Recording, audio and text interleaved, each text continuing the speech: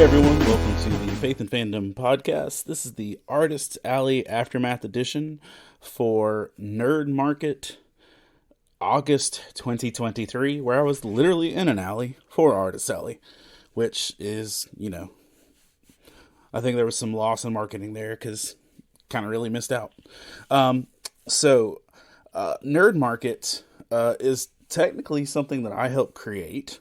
Was a suggestion I made to LJ Bowens, who runs Poetry in Motion LLC, and he mentioned it to Cool Springs Downtown District, and now it exists. It's a thing. It's cool. Glad people are open to new ideas. And Lauren has been my contact with that for a while, and she just puts on a good event. But Fayetteville also does a thing during the summer months called Fourth Friday, where for basically maybe April through October, maybe every month but winter, I don't know. The Fourth Friday, they have activities and vendors and cool stuff like that. And the Nerd Market is also just kind of a branch of that. But so last night, downtown Fayetteville, it was filled with, I want to say they said 80 vendors, artists, food trucks, DJs, the whole deal. And I was downtown with a lot of other nerdy people. I was across from a jewelry person, anime sticker person, next to a cosplayer, next to a pixel person, next to a library, and so on and so on. So there's a lot of good. Oh, and also my friend Law Bullock, who was next to me as well. It's a solid setup. It's a good experience if you're an artist or creator. It's a good way to get your feet wet. It's only $25 to set up a table for an artist. And it's just a good experience overall. I love to do the event, but I am also frequently schedulally conflicted to not be there. So I was grateful to do it. Let's jump into some details on it. First of all, this took place on Friday, August 25th, and it was a bananas hot day. I'm talking hot. Like, I want to say it was 94 degrees when I was setting up. And setup wasn't too far. It was like I just had to kind of walk a block. But 94 degrees in the ripest part of the heat. Humidity literally staggering. And I roll my cart up to the street corner, and it was one of those things you can't predict everything when you schedule stuff. And the time for us to set up also lined up with an open house / program for a school that's downtown Fayetteville as well. So there was a line of 200 to 300 parents and kids that literally was walking right through our setup space. And everybody was just kind of confused, and, we just kind of kept doing what we were doing. But it worked out moderately well with that. But the first thing is I was sweating. And if you know me, I'm a big man. I sweat. And it was about in April of this year, which why it took me 10 years to realize I needed to do this, who knows. About in April of this year, I did Wilmington Comic-Con. And I sweated profusely in my setup time and spent the entire show wet. And I hated it. So now I was at that point in my career, in my Morgan Freeman narration, it was at that point that Hector realized he needed a change of clothes. And where I bring a change of clothes almost every show I do now, because I know I don't want to spend it wet. So I was sweating so bad, and I had a headband on, t-shirt and shorts, and I was sweating so bad that by the time I was done setting up, my sweat line had moved down to my belly button. So 3/4 of my shirt was a darker color. And I was sweating so bad that every time I leaned over to pick something up, to shift something, whatever else. And keep in mind, I'm out on the street, so there's not likely a reprieve from this heat. every time I would bend over, literal, let's say 4 ounces of sweat would hit the ground like drops pouring out from my headband where it had just stored up. I was dying. Quite literally thought I might be dying. And I'm going to transition real quick just as I mentioned another issue. I brought sodas and not water. I keep forgetting to bring my big, large water bottle. And I had sodas, and they were cold, and that was refreshing. But my body knew it needed water. And the first break I had to go get some water, the food trucks near us were sold out of water. And they had just gotten some more, and it was hot. And they said, they didn't recommend getting it. I came back 20 minutes later, and they were sold out of water. So there was no water near me that I could get. And so it was a challenge. But I knew, I'd messed up. I needed water as well, and it was hot. But I was smart enough at least to bring a change of clothes. And, I wanted to change clothes and get ready to be able to at least be moderately presentable and comfortable for the rest of the event. But I'm on the street. There's nowhere really for me to go. I can't leave to go change. And, so, I'm technically a dude, right? I can change. I can take my shirt off in public. That's fine. But, I wanted to be kind of discreet about it. So I scooted my banner up off of the building wall by 3 feet. And my banner is, wider than me. And so I said, you know what? I'll just go behind my banner. And I'll change my shirt real quick. You'd have to be looking really hard to find me or see me in this position. It shouldn't be too bad. So I went to go change my shirt, and literally the minute, I hadn't even lifted my shirt. I was just getting the other shirt in position, and a lady cop leaned her head into my eye view and basically gave me that "don't make me arrest you" look. And, she waited for me to literally walk out from behind my booth before she even stopped making eye contact with me. And so this cop lady was just straight up if you take your shirt off, I'm going to arrest you. So that was a thing. I don't know if that was the full understanding of it, but it definitely felt that way. And some of the other artists and vendors saw this whole shenanigan play out, and so it just became a funny thing of all of us looking around waiting for me to find an opportune time to change my shirt. One of the vendors across from me was like, go now. But the police officer had every right to be there, of course. Not like I'm promoting crime, but the police officer just wouldn't leave. She spent time at every booth but mine, looking at all the stuff, but also turning back to make sure I was still, clothed. And it came to a point I was like, all right, there's an alley down there. I was like, I'll go change in the alley. And nope. Police officer stood right across from the alley looking at someone else's booth. Also, there was no covering in the alley. It wouldn't have really helped me at all. Finally, my booth neighbor to my right, Delvecchio Coleman, who is an incredibly accomplished cosplayer in this area, literally kind of stood blocking every other angle alongside my banner to help me to change. And I did it real quick, and I'm gonna tell you, I felt a million times better, but it was rough. So after I changed clothes, I was drier. I was going to still sweat, but I wasn't drenched. And I was wearing a black shirt now, which hit it a little bit better. And so finally, I have this collapsible stool that I got from a coworker. It's one of these that is, about the size of a chunky bowl. And it pops out like a tower.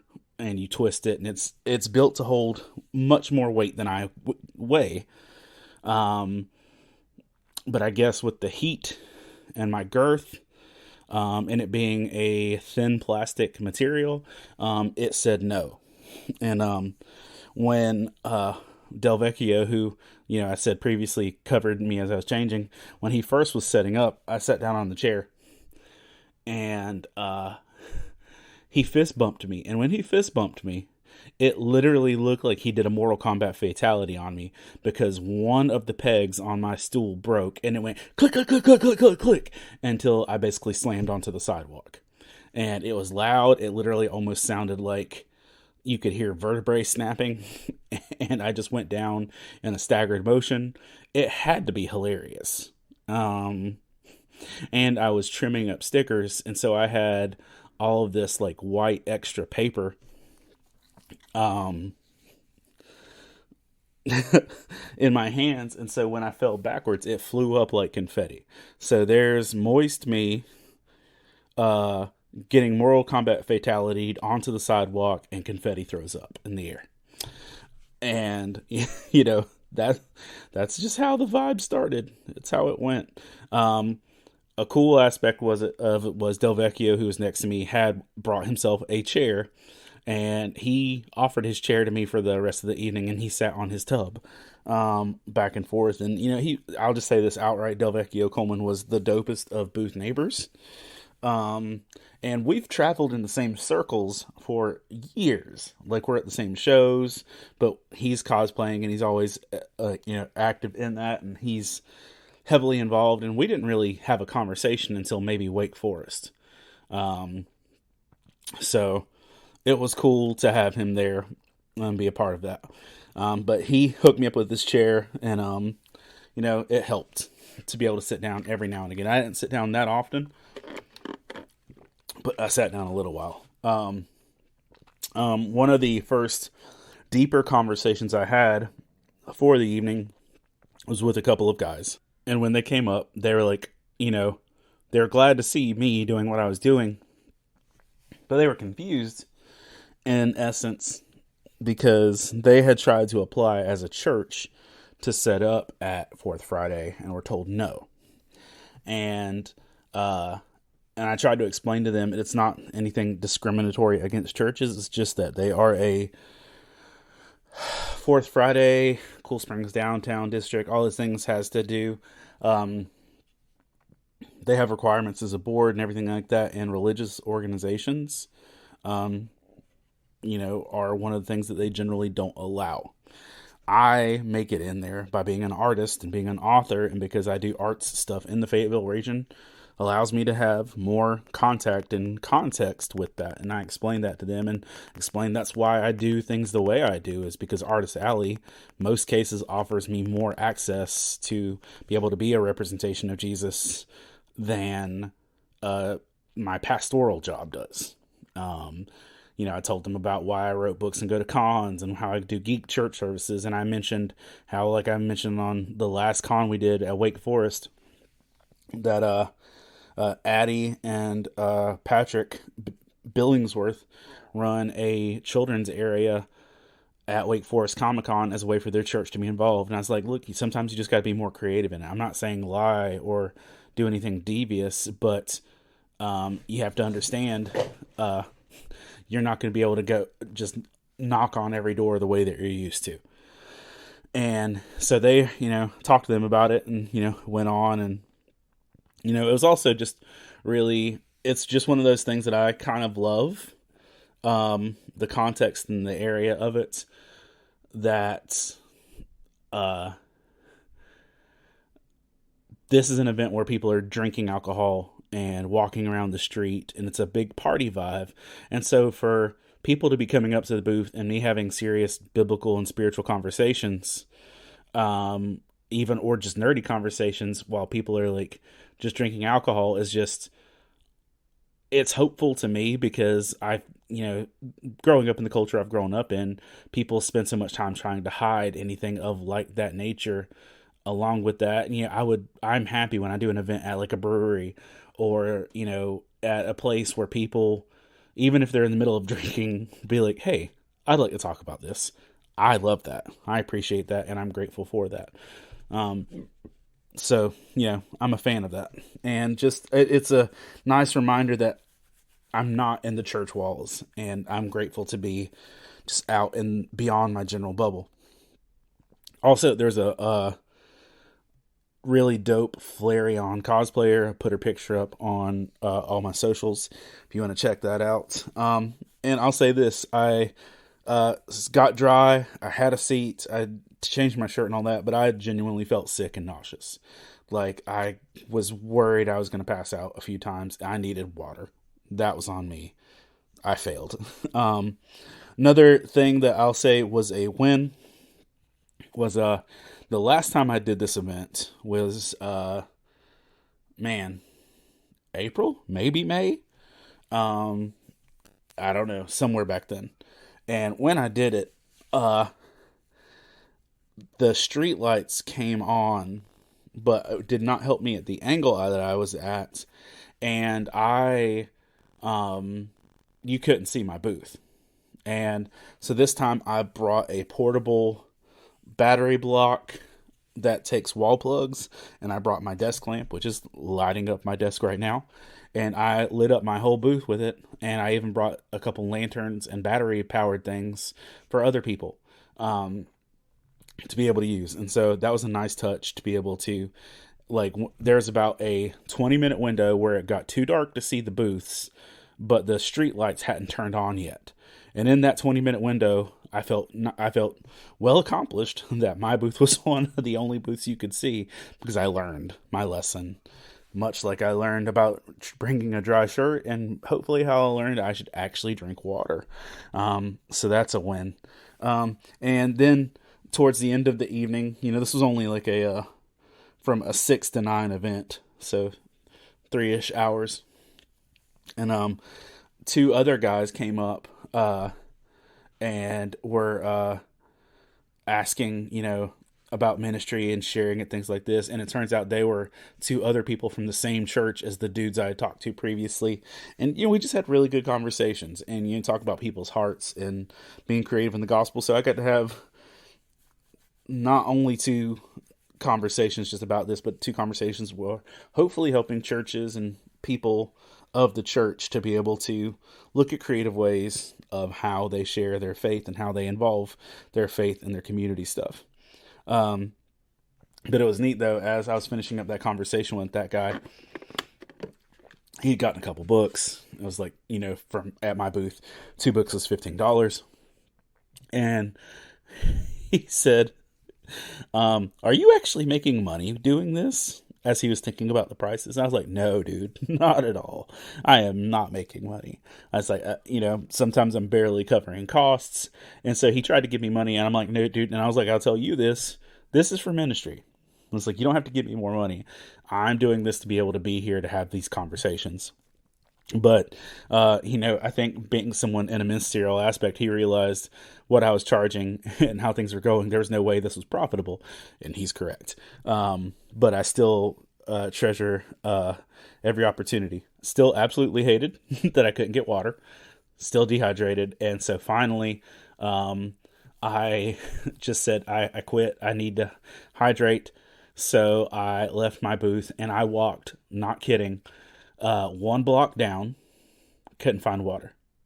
Walked 1 full city block over, couldn't find water. Or there was a coffee shop where the line was out the door and I couldn't get to it. And then finally I walked back another block to the left, and I found a lady who was making drinks on the sidewalk. And I said, what do you have? And she says, we have butterbeer, like Harry Potter butterbeer. And I'm like, oh, I want a butterbeer. And so my hydrations gave way to my taste for nerdy beverages. And I was like, oh, but do you also have water? She's like, yeah, we can get you some water. I was like, cool. So, I absolutely drank a frothy, thick butterbeer before I drank water. And that was not the wisest life choice. But I did drink some water before the night ended. And it was way late. But I finally did get some. And, yeah. Then, before the evening was over, I talked to one of the ladies from the Fayetteville Comic-Con, or Fayetteville Library Con. And they've hit like a stipulation where they're not allowed to actually sell anything. And she let me know that because I'd asked about setting up, and she said they couldn't, they, had too many people, etc. And that's fine. I don't always apply to things in time. But she said that they might be able to make room now because they can't sell anything. So if I wanted to come and set up, I could, but I couldn't actually sell anything or make any transactions. Which for me, I can still point people to the books. I can still tell them the website, and it's not like a harm or foul situation with that. So if my time works out, it's the week after my Comic-Con. So maybe that'll happen. And then one other thing I was just going to mention that I am running my Comic-Con personally at my church on September 9th. And one of the vendors that was at, like, right across from me had just emailed me that morning, Friday morning, to see if he could have space. Now, I'm at the point now where I don't have space. Like, I'm pretty full up. And I don't want it to be to the point where it's so full that there's no room for people to actually enjoy themselves. So I was like, you know what? Let me think about it. Let me check my table spacings, and I'll get back with you next week, etc. And finally, I was talking to that dude, and I realized that he is the younger, no, probably older. I don't know. He's the brother of a dude that went to our Pembroke location of our church, and his brother was actually an intern with us for a while. And I was like, oh, because like I went over to his booth, and the dude's mom was like, "Hey, Hector," and I'm like, "Oh, it's y'all." And so it's a neat connection. I didn't realize that's who he was. And I was like, well, this is someone that's already connected to our church family. I should probably work hard to get them a booth. But the thing that got me then was that he had an Android 18 sticker. And if y'all know me, Android 18 is one of my favorites. He had an Android 18 sticker that had like an iHeart Android 18 thing. I was like, I should give him a booth just for that. But yeah, I haven't yet. I still have to do some logistical mapping before I can say what's going to happen with that. But yeah, if y'all aren't aware, I've been working on putting a show together for, that's going to be at our church. We currently have about 24 to 28 different vendors, artists, and situations involved with cosplayers and everything else. I've put together as good of a show as I know how to, I think. Past that, just gotta wait for people to actually show up if it happens. But it's been a fun experience. So if you are in the region and you want to come by Lumberton on September 9th, you should do that. Because I've only got a couple shows left, weirdly enough. I've got my show on September 9th and Fayetteville Comic-Con, and that's currently all I have for the rest of the year. I'm sure that'll change, but currently that's where we're sitting. And before I go, I want to take a moment to thank our Patreon supporters. And Jonathan Herman, Ron Petit, Tesh Norton, Scott Ward, Alicia Benson, Candace Davis, Jay Sheed, Jillian, Jason Crutchfield, Mike Perna, Todd Turner, John Jacobs, Zach Harris, Caleb Grimm, Jeanette Skaggs, Chris Poirier, Jason Bullock, Christina Ray, Sarah Lewis, Patrick Gale, Rebecca Godlove, and Adam Davis, along with Deborah at Litmus Cosplay. Y'all have just helped make everything we do functional and possible, and I can't say how much I appreciate y'all. And I also realize my Patreon is not like a Patreon you do to get extra stuff. My Patreon is, hey, I just want to give you some money, because most of the stuff that you get with being my patron isn't good. Like, full disclosure, it's a shout out. It's a if you're paying so much, you get a book, or you can be involved in the podcast. It's not great. So I know if you're supporting because you care. So thank you for being that supportive. If you're not familiar with our stuff, I've got interview podcasts that premiere first on the Love Thy Nerd Network. You can check those out. I have a weekly radio thing that pops up on Love Thy Nerds radio as well. And you can go to faithandfandom.org to check out over 160 nerdy devotionals you can read free there, and find more podcasts wherever you're listening to this at. Thanks for your time, and I will see you on Artist Alley.